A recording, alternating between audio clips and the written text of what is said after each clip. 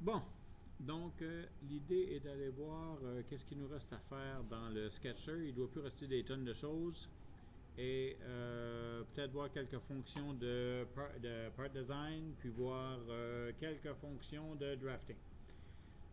Donc, au niveau du Sketcher, on a fait, tiens, on va prendre ça barre d'icône par barre d'icône là-dedans. Là-dedans, on a vu toutes les fonctionnalités standards. Je vous avais parlé de cet outil-là, hein, je vous le rappelle, qu'est-ce que c'est. Ça peut être très pratique pour vous dépanner. Si à un moment donné, vous ne savez pas comment utiliser une fonction ou vous ne savez pas exactement qu'est-ce que ça fait, c'est que vous cliquez là-dessus, vous allez chercher votre fonction en question. Donc, par exemple, relimitation. Oh, attends un petit peu. Relimitation qui est ici, là. Donc, ce que ça va vous donner, c'est que ça vous donne d'abord un petit texte, mais c'est le plus d'infos. Lorsque vos fichiers d'aide sont installés, qui est utile. Parce qu'en cliquant là-dessus, vous allez déclencher l'aide de Katia, qui va vous amener sur de l'information par rapport à la commande. OK? Dans cette aide-là, je ne sais pas si je vous l'avais déjà montré, mais pas nécessairement pour ceci, peut-être plus en solide. Je vais aller vous montrer la même fonction ici, par exemple. Donc, le qu'est-ce que c'est, on va l'utiliser par rapport à un multisection, peut-être. Je cherche juste une situation, tiens, parfait, comme ça. Je cherche une situation où dans l'aide, on va vous dire ouvrez le fichier multisection. Cliquez dessus, ouvrir. Donc, ça vous amène à une géométrie qui est déjà en place et où on vous permet, idéalement, là, vous travaillez ça de même. OK, vous travaillez avec l'aide, vous travaillez avec Katia ouvert. Puis vous lisez ce qu'il fait, c'est ce qui se passe, puis vous avez un espèce de petit tutoriel qui va vous permettre d'avancer un petit peu à travers ça. C'est pas toujours complet, ça va vous donner de quoi partir au moins, mais ça vous donne de l'information. OK? Donc, cette aide-là est pratique. Si vous n'y allez pas avec le qu'est-ce que c'est, ça veut dire que à un moment donné, vous aviez besoin d'aide, vous y êtes allé, vous êtes allé chercher l'aide de Katia V5 et vous êtes arrivé nécessairement là-dessus, vous êtes arrivé sur quelque chose. OK? Qui était la dernière fonction d'aide qui a été utilisée. Ça peut être n'importe quoi. Là, vous voulez chercher quelque chose par rapport à Part Design ou par rapport au Sketcher. Donc, votre approche, c'est de commencer par cliquer sur la maison, qui est votre Home. Dans votre Home, vous avez les différents groupes de fonctions qui sont disponibles. Vous cherchez quelque chose dans Part Design, ça se passe ici. Bon. Vous cherchez quelque chose par rapport à multisection. C'est sûr que vous pouvez passer à travers les différentes options qui sont ici. Vous avez une espèce de menu là, qui vous offre un certain nombre de choses. Si vous trouvez ce que vous cherchez tout de suite, tant mieux. C'est pas toujours le cas. Donc, vous n'avez peut-être pas le temps de faire ça, puis vous voulez y aller plus vite. Donc, vous avez des longues vues pour un search et vous cherchez multi-section.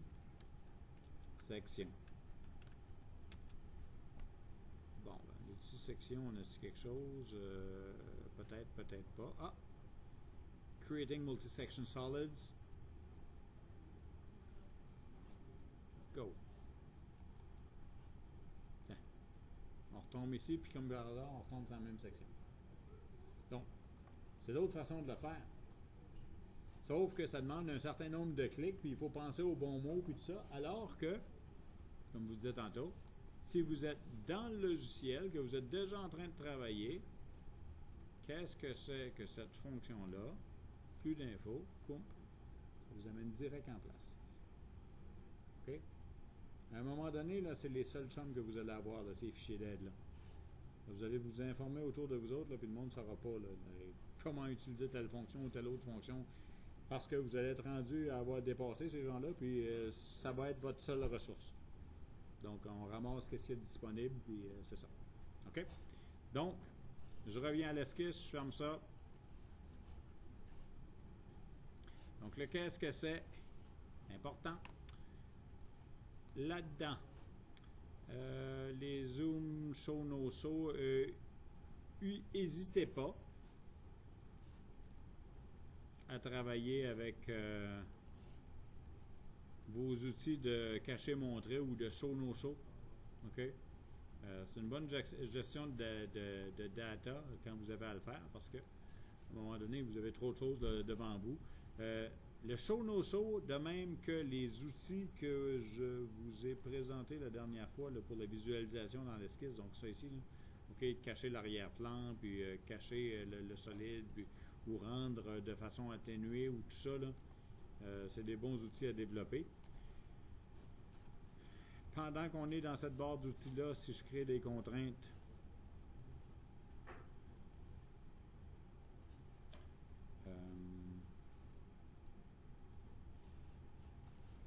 je vous rappelle que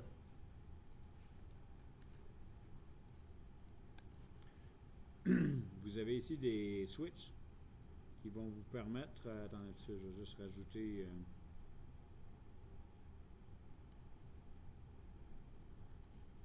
ça ici et ceci.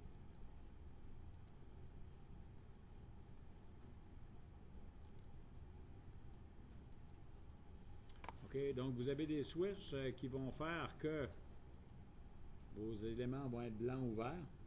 Donc si vous commencez à contraindre des éléments puis ils restent tout le temps blancs puis ils ne passent jamais vert, c'est parce que c'est ça qui n'a pas été sélectionné. Ou encore que vous créez des contraintes, mais que vous n'avez aucune valeur numérique qui apparaît, vos items sont verts, ben c'est celle-là qui n'est pas sélectionnée. Ou encore que vous avez des valeurs numériques, mais vous n'avez pas horizontale, verticale, tangence, tout ça. Là. C'est ça ici. Donc ces trois switches-là devraient être ouverts si vous voulez pouvoir vous fier à ce que vous voyez dans votre SketchUp. OK? Maintenant, OK, ça on a fait le tour, là-dedans. OK. Il va arriver dans certains cas. Puis un bon exemple de ça, c'est par exemple un polygone.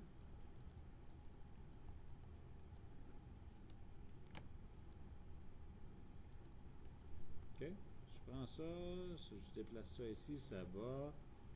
Je déplace ça ici, ça va. Tout se déplace parce que c'est pas contraint, mais moi je voudrais déplacer ça en bloc. Puis je voudrais pouvoir le sélectionner tout le temps. Ceci n'est pas nécessairement l'exemple le plus flagrant parce que je viens de le dessiner, mais si par exemple j'avais fait du texte à l'aide d'un CAD drawing, tout ça, ben, j'aurais un paquet d'éléments détachés puis je voudrais garder ça ensemble. Ben, vous avez la possibilité de prendre vos éléments. Oups, on va juste enlever les contraintes par contre.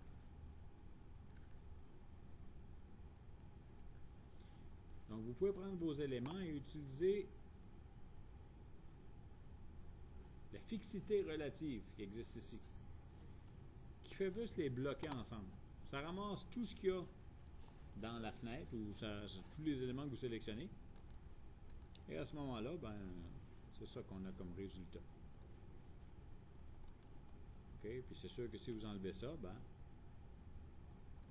il vous reste ça. OK? Mais ça peut être utile. Puis si je veux détruire cette fixité relative-là, parce qu'elle apparaît dans vos éléments géométriques et dans vos contraintes ici, OK, elle est ici. Donc, vous pouvez sélectionner puis vous effacer. Donc, à ce moment-là, vos objets deviennent indépendants. OK? Ceci, ça peut être intéressant. Si vous voulez faire de la petite vérification, à un moment donné, vous voulez tester des concepts, puis vous voulez vérifier si ça marche ou quelque chose du genre, vous pouvez faire ni plus ni moins qu'une petite animation sommaire, mais dans votre SketchUp. Puis des fois, pour faire des diagrammes à allumettes, là, ça fait un job. Donc, ceci, animation de contrainte, vous demande de sélectionner la contrainte que vous voulez animer. Donc, présentement, là, la première valeur, c'est 118.07, puis la dernière, c'est 236. Moi, je voudrais vérifier qu'est-ce qui se passe quand je fais varier ça de 100 à 150 ou à 100 à 165. OK, nombre de pas 10. Bon, là, je suis allé jusqu'au bout. Là, je suis rendu à 165, ça ressemble à ça. Je reviens en arrière, là, je suis rendu à 100. Donc, là, je l'ai fait jouer, c'est correct, mais c'est plate. Là, je peux demander un aller-retour. Donc, ça va faire ceci. Ça va peut-être vite. C'est parce que là, j'ai juste 10 pas. Si je veux ralentir ça, je vais demander 100 pas. Donc, ça ressemble à ça.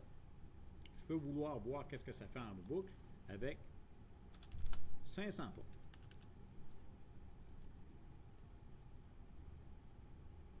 Donc là, ça va être long et pénible, mais on voit qu'est-ce qui se passe. Donc, ça va jusqu'au bout. Puis ça va revenir en arrière. OK, donc, puis la dernière option, ben, ça part du début, ça s'en va jusqu'à la fin, ça recommence au début, ça s'en va jusqu'au bout. C'est tous les mêmes choix. Quand vous êtes tanné, vous faites off. OK? Donc, animation de contrainte, ça peut être utile. Et dernière chose qui peut être utile, quand vous savez que vous avez à revirer un sketch à l'envers, parce que vous avez un paquet, tu sais, vous avez placé peut-être des formes originales, puis vous avez des dimensions à mettre. Ceci vous donne toutes vos contraintes dans une seule boîte de dialogue. C'est sûr que si vous en avez 500, c'est lourd. Mais, si vous en avez une trentaine, ben, plutôt que faire clic-clic, changer, clic-clic, changer, clic-clic, changer, ben, vous pouvez être intéressé à venir ici et mettre celle-là à 110, mettre celle-là à 3, mettre celle-là à 0.5, mettre celle-là à 1, mettre celle-là à 2, puis demander un aperçu des changements, puis dire OK, c'est ça que je veux. Okay. Il y a un paquet d'outils dans le Sketcher. On est tous capables de faire un rectangle, mettre 2-3 contraintes, mettre ça vert. On est tous capables de faire ça aujourd'hui, là. Peu importe votre niveau de compétence sur le Sketcher, ça, vous pouvez le faire, je suis sûr. C'est pas ça que je vais vous montrer. C'est ces affaires-là qui, à un moment donné, vous permettent de sauver du temps. Quand il est rendu minuit et demi, que la job, il faut qu'elle sorte pour 7 heures demain matin parce que votre manager, il vous l'a demandé. Là. Donc, il est rendu minuit et demi. Techniquement, à ce moment-là, il vous reste 6h30 pour être capable de finir la job, aller vous coucher, aller chez vous, aller vous coucher, essayer de dormir 3 heures, revenir, puis y donner la job. Puis là, vous commencez à gosser parce que vous ne connaissez pas vos contraintes. Ben, là, vous avez passé la nuit là, vous allez marcher au café toute la nuit. Là, vous n'aurez même pas le loisir de vous coucher à terre à côté de votre clavier pour dormir. Là. Parce que vous allez être pogné à faire des niaisages. Okay? Donc, c'est tous ces petits outils-là que j'essaye de vous présenter une fois de temps en temps. Là, je sais que c'est lourd, là, mais j'aime mieux que vous n'ayez au moins entendu parler, que vous sachiez qu'il y a quelque chose qui existe, sans savoir exactement comment l'utiliser, puis savoir où est-ce que c'est. Mais vous savez qu'il y a quelque chose qui existe, donc vous pouvez au moins chercher pour le trouver. Vous ne savez pas que ça existe, oubliez ça. Oubliez juste ça. À un moment donné, quelqu'un va vous utiliser ça. Hein? C'est quoi t'as fait? Ah, c'est bien cool ça. C'est sûr que vous pourrez dire, ah, mon prof m'a jamais montré ça, mais. En tout cas, je vais essayer de vous en montrer pareil. Oui? Si j'ai une pièce en tôle, est-ce qu'on peut la faire en partisan, je veux dire, faire-le développer, puis après Aujourd'hui, avec ce que vous connaissez, écoute, c'est plus simple. Puis, c'est parce que si ça tente d'aller fouiller là-dedans, c'est pas exclu. OK? Vite. OK? Attends un petit peu. Je fasse juste ça, là. Vite, j'ai besoin d'une espèce de pièce de tôle là, qui va partir de même. Ce que je vais faire, là, je vais faire la pièce aux dimensions finales. J'ai besoin de ça de 4 pouces de large. Je vais avoir besoin de rayons externes qui vont faire 0.5. OK? Je vais en avoir besoin de 2 fois, ça va être 2 pliages. OK, j'ai besoin de quelque chose qui ressemble à ça, puis j'ai besoin d'avoir une pièce de tôle qui fait 100 millièmes d'épais. Donc, je vais venir créer ici une coque. J'enlève ça, j'enlève ça, j'enlève ça. Je veux ça 100 millièmes. C'est pas du mauvais design. J'ai des outils pour faire ça. J'ai un workbench. Si tu veux aller fouiller, là, je rentre pas dedans. Mais si tu veux aller fouiller conception mécanique, tu peux faire un bout déjà dans sheet metal, un petit peu. Generative Sheet Metal Design. On peut faire des affaires cute là-dedans. Là. Moi, à un moment donné, j'ai joué, j'ai pas fouillé tout ce qu'il y avait là-dedans, mais j'ai une pièce qui, à un moment donné, il va falloir que je fasse un dessin, parce que c'est une pièce tordue. J'ai pris ça dans un frame d'ordinateur, une petite braquette qui servait à tenir des morceaux ensemble. C'est tordu comme pièce, je l'aime. Ça va devenir un bel exercice le jour que je vais vouloir le compléter, là. Mais c'est juste que j'ai pas fait ça à date. On peut faire des affaires assez tordues là-dedans. Puis tu n'as pas besoin à ce stade-ci nécessairement de Aerospace Sheet Metal, parce qu'on a accès à ça. Mais Aerospace Sheet Metal, pour aller le chercher, il faut qu'au démarrage, il faut aller chercher cette configuration de CATIA-là. Puis c'est un autre module de métal en feuille qui va permettre de faire des juggles, pas des lightning holes parce qu'on peut les faire dans le sheet metal régulier, mais c'est que tu pourrais me montrer ta pièce, là, mais on peut faire beaucoup en part design. Il n'y a pas toujours eu des modules là, de sheet metal. Puis il y a eu des pièces de tôle à vendre. Ça fait qu'on peut les faire avec ça. C'est juste que des fois, on prend des chemins plus détournés. La ronde qu'on a fait en structure, on va le faire en partisan. Si tu as besoin de faire? Si on veut faire la ronde qu'on a fait qu'on fait dans le cours de structure, Ouais. métal en feuille, Ouais. là, si on veut le faire en CATIA, donc projet pour session. Tu le fais comme tu le veux. Là. Si tu veux aller fouiller la partie sheet metal, moi, je vais prendre ta pièce, ça n'a pas d'importance. Mon but, moi, c'est que vous travaillez sur le logiciel. Ça fait que, si tu travailles sur d'autres modules que ce que j'ai montré, il n'y a pas de problème. Le but, c'est que tu apprennes quelque chose. Je suis sûr que tu vas apprendre quelque chose. OK. Donc, je reviens à mes esquisses, juste pour voir qu'est-ce qu'il y a dedans. OK, donc on a parlé d'animation de contraintes. Là-dedans, on a parlé de pas mal tous les outils de dessin. Les outils de mesure. Il y a juste une chose qu'il faut que je vous montre au niveau des mesures. Ça, on a passé à travers. Ça ici, je vous ai montré un petit peu comment faire des paramètres, mais je ne vous montrerai pas tout ce qu'il y a dedans là, parce que c'est vraiment de knowledgeware, mais il y a des choses là-dedans. OK. Donc, le sketch, là, je vais considérer que c'est fini. Non, pas vrai. Il me reste une chose à vous montrer au niveau des sketchs. Je vais aller travailler là-dessus. Je ne sais pas si je vais être capable de produire le problème, mais il faut que je vous le montre au moins une fois. OK. J'ai ceci. Et je vais essayer de créer le problème. Je vais essayer de copier cette géométrie-là à côté. Donc, on sait qu'on a des outils de transformation qui sont ici. OK, j'ai une transformation qui est ici là, pour faire un déplacement. Là, ce que je vais faire, c'est que je vais essayer de faire une fenêtre rectangulaire autour de ça pour ramasser mes 4 lignes en même temps. Donc, je vais faire ceci. Ça n'a pas vraiment marché, puis je vais réessayer une autre fois, puis ça n'a pas marché. Puis, je vais venir cliquer en dehors de la pièce, puis je vais venir ramasser mon rectangle comme ça va marcher. Puis, je vais faire ça ici, puis je vais me déplacer. OK? Et je sors de là.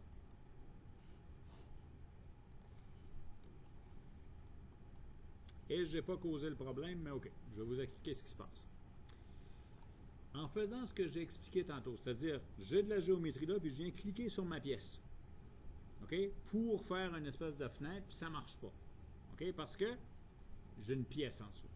C'est sûr que je pourrais rapidement régler mon problème là, en allant juste faire quelque chose comme ceci. Là, je suis capable de sélectionner ce que je veux, c'est pas un problème. OK? Mais, il va arriver que vous allez cliquer comme ça, qu'il ne se passe rien, vous allez vous battre avec pour un bout de temps, puis à un moment donné, vous allez décider de le faire, ça va aller. Puis, ça va continuer. Vous allez sortir de là, vous allez continuer à faire votre modélisation, tout ça. Vous allez sortir faire votre dessin. Vous allez sortir les buts de votre pièce, puis votre pièce ressemblera. Le dessin ne ressemblera pas à votre pièce, parce que là, il va y avoir soit des bouts qui sont complètement bouchés, ça fait du genre, puis là, vous ne comprendrez pas. OK? Lorsque vous cliquez au-dessus d'une pièce, okay, quand vous cliquez là-dessus puis que vous allez plus loin, il arrive, dans certains cas, que l'objet que vous sélectionnez, qui était une extrusion, qui était ci, qui était ça, se recopie à la fin de votre pièce. OK? Et à ce moment-là, vient peut-être obstruer une série de trous qui étaient déjà là, des poches, des ci, des ça. Donc, vous avez des objets un par-dessus l'autre, si on veut, dans la structure. Sauf que l'objet n'est pas à jour. C'est-à-dire que vous voyez, vous, votre objet comme rendu ici, mais vous ne voyez pas les éléments qui sont là. D'accord? Et ça va faire que votre objet a l'air correct, mais quand vous sortez votre dessin, CATIA recalcule la définition complète de l'objet. Donc, lui, il se rend jusqu'au bout, puis il vous sort ce qu'il y a. Donc là, ce que vous voyez à l'écran comme pièce 3D ne ressemble plus à ce que vous avez sur votre dessin. Et là, c'est peut-être la deuxième chose à vous rappeler comme comportement. Si à un moment donné, vous sortez un dessin, ça ne ressemble pas à votre pièce, revenez dans votre pièce, Puis regardez où est-ce que cette ligne-là qui vous montre où vous êtes rendu. Vous avez probablement des éléments en dessous. Et là, pour être capable d'avoir le résultat final, allez juste sur le corps principal puis demander de définir l'objet de travail. Lui, il update tout. OK? Donc, ce problème-là peut vous arriver quelque part, quelque temps. Maintenant, comment on l'évite? Parce que là, ça va bien. Là. OK? Dans ce cas-ci, je veux sélectionner mon petit carré. Tout ce que j'ai à faire, c'est sélectionner à côté. Mais si ma pièce était énorme, OK? C'est ça que je vois là. Puis là, j'ai vraiment à sélectionner ce carré-là. Là, sortir de la pièce, ça m'oblige à faire un zoom out. Je perds du temps. Donc, en supposant que j'ai ceci à resélectionner maintenant, ben, si je ne veux pas risquer d'avoir le problème dans mes outils de sélection, c'est juste avec ça que je vais finir, c'est parce que les outils de sélection, j'en ai 7-8. Voyons. OK, donc celui-ci sélectionne une trappe rectangulaire. Donc, tout ce qui est complètement dans la trappe va être sélectionné. Ici, c'est intersection de la trappe rectangulaire. Donc, tout ce qui est à l'intérieur de la trappe, mais tout ce qui croise la trappe va être sélectionné. Là, ici, c'est polygonal. Là, ici, c'est à travers une courbe. Ça, c'est à l'extérieur de la trappe. Là, c'est intersection. En tout cas. Donc, on a différents choix, mais celui-ci s'appelle trappe de sélection sur la géométrie. Et ça s'utilise dans le contexte présent. C'est-à-dire que j'ai une pièce en dessous, je vais être capable de sélectionner sans risquer d'avoir le problème. Clic, je sélectionne, clic, il se désélectionne, puis là, je continue à faire ce que j'avais à faire. OK? Ça, là, j'en parle juste parce que je l'ai eu le problème, puis que d'autres l'ont eu le problème. Si personne n'avait eu le problème, on ne saurait même pas que ça existe. OK? Ça va vous arriver à mener. Donc, sachez au moins que l'option est là. OK? Donc, pour mes options, j'ai ceci. Maintenant,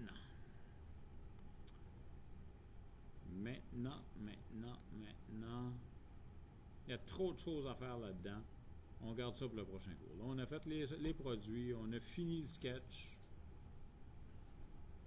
Au prochain cours, on attaque Part Design pour finir ça.